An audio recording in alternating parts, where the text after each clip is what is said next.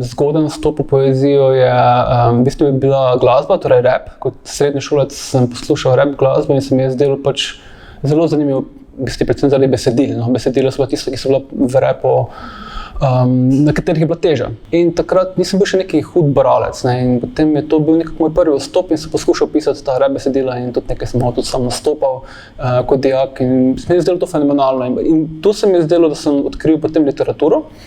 In predvsem zaradi tega, ker sem želel biti dober, pač jaz sem tudi perfekcionist in sem začel zaradi tega, ker sem ugotovil, da če želiš biti dober raper, pač ne tisti, ki so meni bili všeč, moraš imeti ogromen besedni zaklad. In sem začel načrtno brati literaturo, pač nekaj avtorjev, ki so jih priporočali v šoli profesor ali pa prijatelji. In na neki točki se mi je zgodilo to, da mi je bila literatura tako zelo všeč, da sem pa rap opustil in sem se zaželel, da bom šel študirati literaturo. In sem potem šel študirati. Vendar še nisem takrat pisal ne poezije, ne proze, ni česar, ampak se je nekako ta obrat res k samemu pisanju zgodil pa konec, mislim, da zadnjo leto faksa. In slučajno so bile takrat tudi neke delavnice v Mariboru in sem pač eno pesem dal tja in sem rekel, pa dobro, mi je tako en zanimiv poriv, pač mogoče pa ni to slabo. Pesnik, ki me najbolj nagovarjal, oziroma na začetku torej moje poti je bil Danez Zajc, se mi zdi, da pač njegova ta atmosfera in ritem sta mi nekako bila zelo blizu, predvsem simbolika in te nenavadne metafore. Po drugi strani pa mislim, da sem takrat bral eno antologijo, pesmi v prozi, ki je išla, pa neka francoska antologija je bila, ki mislim, da je uredil Boris A. Novak. To je bilo ogromno pesmi v prozi. Na neki točki sem našel te pesmi v prozi, ki se mi zdeli, to pa je to, kaj je meni blizu.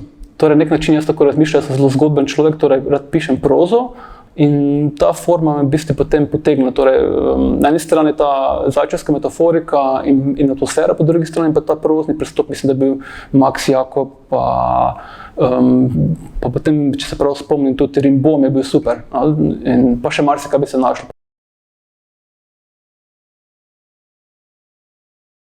Največji uspeh je to, da napišeš knjigo, ali pa vsaj je približno knjiga tam, tako kot si želel, da ujameš to, kaj si iskal, da ima tisto, tako teme, kakor ritem, kakor metaforika, da je enostavno pač predstavljal to, kaj si iskal. To se mi zdi dosežek. Se zdi, da mi je zdaj to uspelo pri tretji zbirki. To se mi zdi, da sem tudi na 6 let delal na njej in je to, mislim, da moj highlight, čeprav še ni zares zgodil. Ampak to čutim drugače pa prevod zbirke v grščino.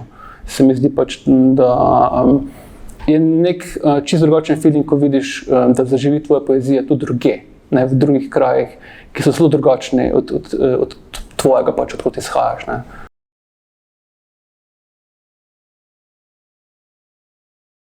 Prva stvar, kaj je treba veliko brati. Šele, ko veliko preberemo preko druge glasove, odkrijemo sebe. Torej, meni se zdi pač, da tisti, ki veliko bere in razmišlja o tem, se pusti nagovoriti literaturi, tudi zna potem najti pot do svoje poetike. Je pa res, da to zelo drugačen pot za vsakega.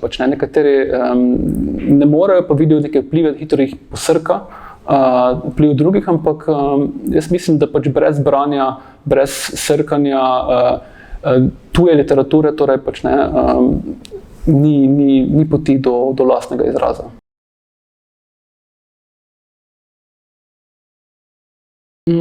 Pesniški festivali imajo dve prednosti. Na eni strani pač se srečaš z ljudmi, ki ustvarjajo v tem trenutku, torej z sodobno literaturo, in v bistvu vidiš, kako deluje to drugod po svetu, ker enostavno poezijo, ki se prevaja, se ponovno prevaja z velikim zamikom. Po drugi strani pa tisti, ki želijo tudi neke potem prevode, mogoče kam drugam ali pa ki nastopati, se mi zdi tudi neka odskočna deska, neko mreženje.